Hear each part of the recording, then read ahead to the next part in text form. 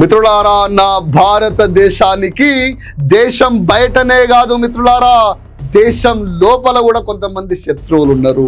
ఈ శత్రువులు బయట ఉన్న శత్రువుల కంటే ప్రమాదం. గుర్తుపెట్టుకోండి మిత్రులారా, ఈ దేశంలో ఉంటూ ఈ దేశం తిండి తింటూ ఈ దేశ విచ్ఛిన్నం కోసం కుట్రలు చేసే కుక్కలు అదే టెర్రరిస్టుల గురించి చెప్పే ప్రయత్నం చేస్తా. మిత్రులారా, నిన్నగాక మొన్న నా దేశ రాజధాని ఢిల్లీలో బాంబ్ బ్లాస్ట్ అయితే కొంతమంది సోషల్ మీడియాలో మాట్లాడుతుంటారు. ఓడైతే అజిత్ దోహాల్ ఎక్కడా అంటాడు, ఇంకోడైతే కేంద్ర నిఘా వర్గాలు ఏం చేస్తున్నాయి ఏడవన్నాయి అంటాడు. ఇంకొంతమంది అయితే వాళ్ళ స్వార్థ రాజకీయాల కోసం దేశ ఐక్యతను భద్రతను కూడా తాకట్టు పెడుతూ బీజేపీ ప్రభుత్వం అధికారంలో ఉన్నప్పుడే బాంబ్ బ్లాస్ట్లు ఎందుకైతున్నాయి అని అడుగుతుంటారు. మిత్రులారా, ఒక్కసారి ఆలోచన చేయండి. ఈ దేశం ఏర్పాటు నాటి నుంచి ఈ దేశాన్ని విచ్ఛిన్నం చేసే కుట్రలు ఈ దేశంలో ఉంటూ కుట్రలు చేస్తున్న కుక్కలు ఉన్నన్ని రోజులు ఈ దేశంలో బాంబ్ బ్లాస్ట్ అవుతూనే ఉంటాయి. ఒక్క బాంబ్ బ్లాస్ట్ రూపంలోనే కావు, కుట్రలు చాలా రకాలు ఉంటాయి. ఆ కుట్రలు ఏంది, ఆ కథ ఏందో మీ ముందుకు తీసుకొస్తా. మిత్రులారా, నేను కూడా బీజేపీని విమర్శిస్తా. ఎప్పుడు విమర్శిస్తా? నా రాష్ట్ర ప్రయోజనాలకు వాళ్ళు హాని చేసినప్పుడు, కేసీఆర్ ప్రభుత్వం ఉన్నప్పుడు ఇచ్చిన సంక్షేమ పథకాలు ఈ దేశానికి ఎందుకు ఇవ్వలే కేంద్ర ప్రభుత్వం ఉన్నప్పుడు అని ప్రశ్నించినప్పుడు, ముఖ్యంగా నా రాష్ట్రానికి రావాల్సిన నిధుల విషయంలో విమర్శిస్తా తప్ప ఈ దేశ రక్షణ విషయంలో నరేంద్ర మోదీని నేను విమర్శించాను. మరి నరేంద్ర మోదీ ఏం చేసిండు అని చాలా మంది అంటారు కదా, వాళ్ళందరికీ సమాధానం చెప్తా. మీకు మూడు డేట్లు చెప్తా, అవి గుర్తుపెట్టుకోర్రి. అవి గుర్తుపెట్టుకుంటే మోదీ ప్రభుత్వం ఏం చేసింది, అజిత్ దోహాల్ ఏం చేసిండు, బీజేపీ ఏం చేసిందో మీకు అర్థమవుతుంది. 1 నవంబర్ 6, 2 నవంబర్ 7, నవంబర్ 9. ఈ 3 డేట్లకి మొన్న ఢిల్లీలో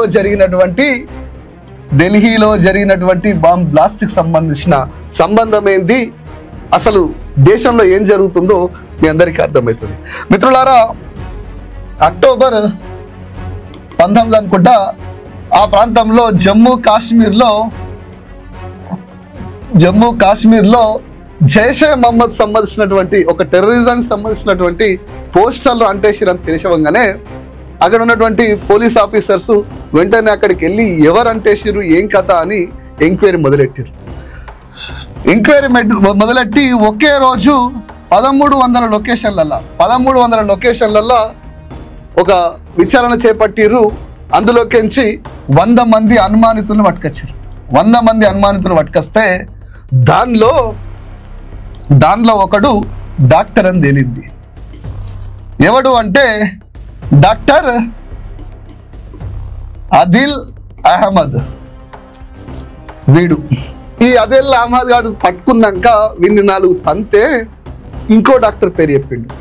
ఆ డాక్టరు వీడు ముజామిల్ షకీల్. వీళ్ళిద్దరు డాక్టర్లు. వాస్తవంగా మనం డాక్టర్లు అంటే ఎట్లుంటారు? మెడల స్టెథోస్కోప్ వేసి ఏదైనా ప్రమాదం వస్తే ప్రాణాన్ని కాపాడేవాడు, దేవుడు ప్రాణం ఇస్తే పునర్జన్మించేవాడు డాక్టర్ అంటాం. అలాంటి డాక్టర్లల్లా టెర్రరిస్టులు ఉన్నారని మనకు నవంబర్ 6 నాడు తెలిసిపోయింది. చాలా మంది అనుకుంటారు కేంద్ర నిఘా వర్గాలు ఏం చేసినాయి అంటే ఆల్రెడీ ట్రేస్ అవుట్ చేసినాయి. నవంబర్లో పట్టుకున్నారు. నవంబర్ 6 తారీఖే. నవంబర్ 7 తారీఖు నాడు ఏం జరిగింది తెలుసా మిత్రులారా? 350 బాంబ్ బ్లాస్ట్కు సంబంధించిన పదార్థాలు, అమ్మోనియా అవన్నీ అనలేము, యూట్యూబ్ వాళ్ళు ఇబ్బంది పెడతారు కాబట్టి 2900 కిలోలు అంటే దాదాపు 3 టన్నుల బాంబు సంబంధించినటువంటి పదార్థాన్ని ఫరీదాబాద్లో పట్టుకొని ఫరీదాబాద్లో పట్టుకున్నది ఎంత? 3 టన్నులు. 300 కేజీల బాంబుతోటే పుల్వామా పేలితే ఇక మరి 3 టన్నుల బాంబ్ బ్లాస్ట్ని పట్టుకున్నారు అంటే ఎంత గొప్పగా వర్క్ చేసిరో మనకు అర్థం కావాలి. ఇంకా ఇక్కడే ఆగలే. దీనిలో డాక్టర్ లేడీలే కాదు, సాఫ్ట్వేర్ ఎంప్లాయీస్ అంటే ఈ మధ్య పిల్లలందరూ సాఫ్ట్వేర్ ఎంప్లాయీ వైపు వెళ్తారు. సాఫ్ట్వేర్ ఎంప్లాయీస్ అంటే ఏసీ కార్లలో తిరుగుతారు, కోడింగ్లు డీకోడింగ్లు చేసుకుంటుంటారు అనుకుంటారు. కానీ వాళ్ళ మైండ్లల్లా బాంబ్ బ్లాస్ట్ చేయాలి, దేశాన్ని నాశనం చేయాలని కుట్రలు ఉంటాయని చెప్పేసి 7 నాడు తెలుసుకున్నారు. పూణేలో సాఫ్ట్వేర్ ఎంప్లాయీ ఐటీని పట్టుకొస్తే గుజరాత్లో మన హైదరాబాద్ వీడిని చూస్తే ఎవరికన్నా అనుమానం వస్తుందా? వాడు ఎంత అమాయకులు లెక్కున్నాడు. వీడు డాక్టర్ అహ్మద్ మొహిద్దీన్ సయ్యద్. వీడు మా ఊర్లలో మేము గతంలో ఆముదాలు బాగా చేస్తున్నాం. ఆ ఆముదాలకించి విషం తీసి ఆ విషం నీళ్ళలో కలిపిన ప్రసాదంలో కలిపిన మనిషికి ఒక్క చుక్క అయితే చచ్చిపోతాడట. అట్లాంటి విషాన్ని తయారు చేసి ఒక మానవ మృగంగా వేలాది మందిని చంపాలని కుట్ర చేస్తున్న వీళ్ళని గుజరాత్లో పట్టుకున్నారు. మిత్రులారా ఒకసారి ఆలోచన చేయండి. ఫరీదాబాద్లో ఒకరిని పట్టుకొని 2900 బాంబ్ బ్లాస్ట్ని ఆపగలిగిర్రు.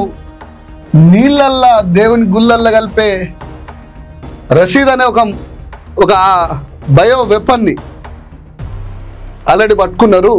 ఈ కుట్రను ఎప్పుడో ఛేదించిర్రు, కానీ గిన్నొక్కని మిస్ అయ్యారు. వీడు కూడా జమ్మూ కాశ్మీర్ నుంచి 120 కిలోమీటర్ల వేగంతో ఢిల్లీకి ఏరుకొని భయంలో ఏం చేయాలో ఎక్కడ చేయాలో తెలియక నేను కూడా దొరికిపోతా అని చెప్పేసి భయంలా వాడు ఈ బాంబ్ బ్లాస్ట్ చేసిండు. బాంబ్ బ్లాస్ట్ చేసింది ఈ దొంగ. వీడి గతంలో టెర్రరిస్ట్ సంబంధాలు ఉన్నటువంటి దొంగ. ఈ అన్నిటికీ కారణం ఎవడు? ఇగో వీడు.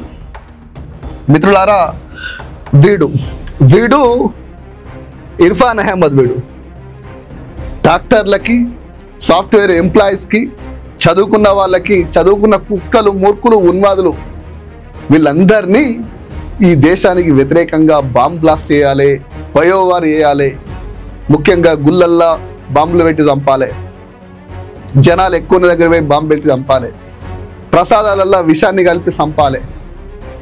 ఇవన్నీ కుట్రలు చేస్తుంటే కేంద్ర నిఘా వర్గాలు కనిపెట్టినాయి, ఆపినాయి. వాస్తవంగా ఈ జైషే మహమ్మద్ ఎందుకు చేస్తుండు? యూసుఫ్ గారిని ఆపరేషన్ సింధూర్లో మనం ఎట్లా చంపినాం?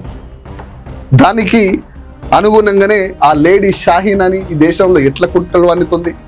ఇవన్నీ కదా కేంద్ర నిఘా వర్గాలు చేస్తున్నాయి. ఎవరిని ఇడిచిపెట్టమని ఈ దేశ అధినేతలు గర్వంగా చెప్తున్నారు కదా. మిత్రులారా ఒకసారి ఆలోచన చేయండి. నాకు దేశం ముఖ్యం, దేశ రక్షణ ముఖ్యం. ఇలా మన హైదరాబాద్ వాడే కదా వీడు. మనం చూస్తే ఎవడన్నా టెర్రరిస్ట్ అంటారా? ఒకరినిద్దరిని కాదు, వేలాది మందిని గుళ్ళల్లో, ప్రసాదాలలో, వాటర్ ట్యాంకులలో ఒక విషాన్ని కలిపి సంపుతామన్నటువంటి వాడిని కదా పట్టుకున్నది. బాంబ్ బ్లాస్ట్ అయినాక పట్టుకున్నారు. వీళ్ళు నవంబర్ 6 2900 కిలోల బాంబ్ బ్లాస్ట్ పదార్థాన్ని పట్టుకున్నది. నవంబర్ 6. నవంబర్ 7 ఈ టెర్రరిజం మొత్తాన్ని పట్టుకున్నది. నవంబర్ 9 నాడు ఈ దొంగలను పట్టుకున్నది. ఇది కదా దేశంలో ఏం జరుగుతుంది?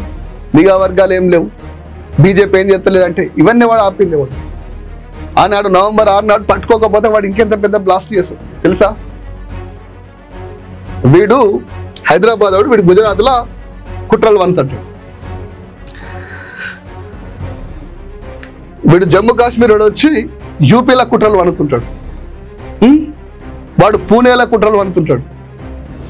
వాడు యూనివర్సిటీలో ఈ కుట్రలకు ప్లాన్ చేస్తుంటాడు. దీన్ని ఛేదించింది కదా ఆ దేశం.